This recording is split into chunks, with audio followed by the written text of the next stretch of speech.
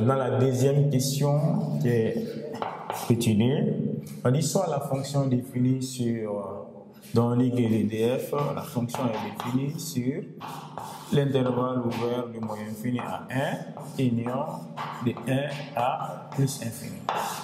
Voilà, l'exercice a dit que T est défini sur l'intervalle ouvert du moyen infini à 1, de 1 à plus 1, plus infini. Donc, par T. Ça, c'est le domaine de définition de T. Donc, on va mettre dt. Et on dit que T de point X est associé à T de X. Donc, le T de X, ici, sera égal. Le dénominateur, c'est X moins 1. Mais le numérateur, ici, c'est X carré plus X moins 1. Voilà l'expression de notre fonction T de X. Maintenant, la question petit d, petit a, on a demandé de déterminer les réels A, B et C tels que. Donc, nous allons mettre la question déterminant A, B et C.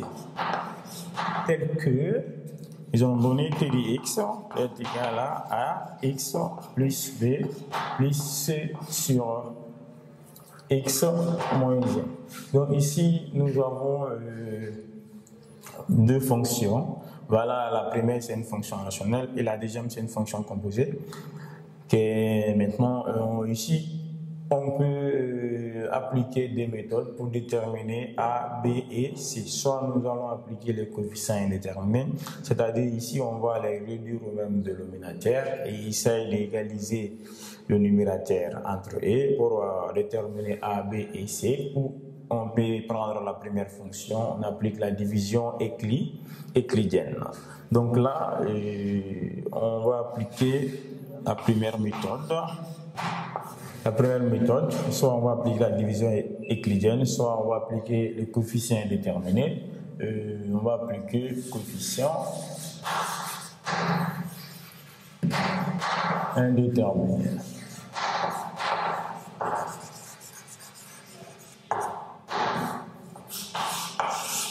Donc, le Tx, c'est Ax. Ici, nous allons réduire au même dénominateur, c'est-à-dire le Ax plus B sera multiplié par x moins 1. Donc, le T de x sera égal, le dénominateur commun sera x moins 1, mais le x moins 1 sera multiplié par ça. On va avoir Ax plus B, ça fait Bx moins 1. Plus la constante C qui est déjà sur x moins 1. Donc nous allons développer le numérateur, c'est-à-dire on va arranger le numérateur. Et Tx sera égal. Le dénominateur ici c'est x moins 1. Ici nous allons avoir Ax fois x, ça fait Ax carré. Ax fois moins 1, ça fait moins Ax. B fois x, ça fait bx, b fois moins 1, ça fait moins b plus c. Là, ici, on peut mettre x en facteur. On a multiplié ax par x. Ax par x, ça fait ax carré. Ax par moins 1, ça fait moins ax. B par x, ça fait bx. B par moins 1, ça fait moins b. On ajoute la constante c. Et là, on peut avoir au dénominateur x moins 1. Et ici, nous allons avoir x carré plus x facteur de moins a plus b moins b plus c. Donc, on va écrire par identification. Nous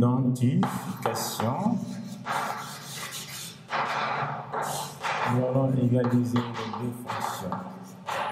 Voilà, la fonction mère que l'exercice a donnée est là. Ici, ça c'est la fonction mère qui est x carré plus x moins 1 sur x moins 1. C'est la fonction que nous avons trouvée lorsqu'on a réduit au même dénominateur le dx. Donc, on va égaliser le numérateur, c'est-à-dire le coefficient des numérateurs. Ici, nous avons ax carré, mais là, nous avons x carré. Donc, le coefficient ici, c'est 1. Ben, ici, le coefficient est égal à d, donc cela signifie que a égale à 1. Donc là, nous avons moins b plus a On a moins B plus moins A plus B, plutôt moins A plus B. Le moins A plus B qui est le coefficient de x, mais ici le coefficient de x est égal à 1, donc moins A plus B est égal à 1. Et implique que B est égal à 1. Si on transpose le moins A, ça devient plus A. Et là, on voit que A est égal à 1. Nous allons remplacer A par sa valeur. On va avoir 1 plus 1. Donc, est égal à 1 plus 1. Impliqué, B sera égal à D. Donc, si B est égal à D, la constante moins B plus C, moins B plus C égale. La constante ici, c'est moins 1. Donc, moins B plus C sera égal à moins 1. Donc, on sait que B est égal à D. Donc, si B est égal à D, nous allons remplacer B par sa valeur. B est égal à D ici, donc la valeur de B, c'est 2. Donc, avec le moins, ça devient moins 2. Impliqué, on aura moins 2 ici. Moins 2 plus C égale à moins 1.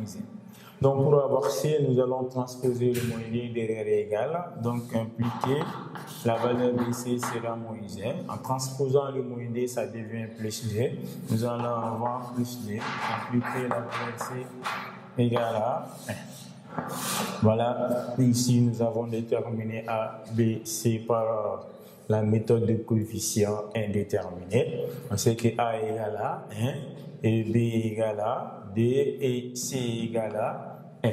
Donc la fonction t de x sera égale à A égale à 1, x, B aussi est égal à D et C égale à 1.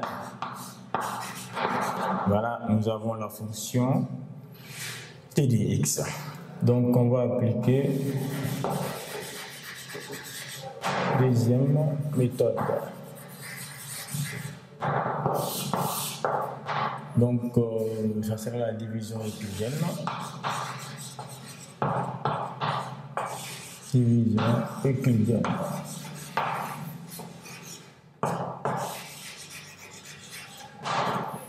Donc, pour appliquer la division euclidienne ici, donc nous allons prendre le numérateur, on va diviser par le dénominateur. Donc, le numérateur ici, c'est x carré plus x moins 1 divisé par le dénominateur. On doit éliminer x carré. Pour éliminer x carré, il nous faut x ici parce qu'on a x. On sait que x fois x, ça fait x carré. Donc, x fois x est égal à x carré. Donc, en transposant, ça devient moins x carré. X fois moins 1, nous avons moins x. En transposant, ça devient plus x. Ici, ça fait 0. Plus x, ça fait 2x. Nous allons abaisser ici le moins 1. Nous avons 2x moins 1.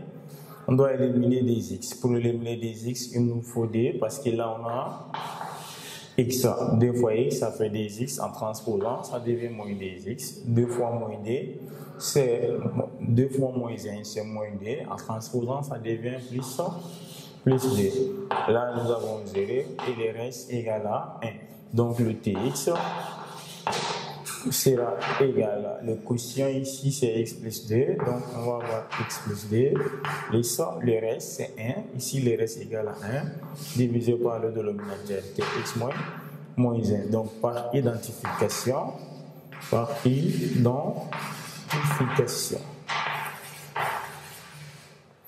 On sait que l'exercice a donné t de x est égal à ax plus b plus c sur x moins 1. Et c'est l'expression que l'exercice a donnée. Donc, si nous allons essayer de voir ici, le coefficient de x c'est a. Donc, la valeur de a ici, ça correspond à la valeur qui est là. Donc, a égale à 1. On peut dire qu'ici, par identification, a égale à 1. Et là, nous avons B. B égale à D. Et le numérateur, c'est C. Le numérateur ici, c'est 1. C égale à 1. Voilà, nous avons déterminé A, B, C par la méthode de la division euclidienne.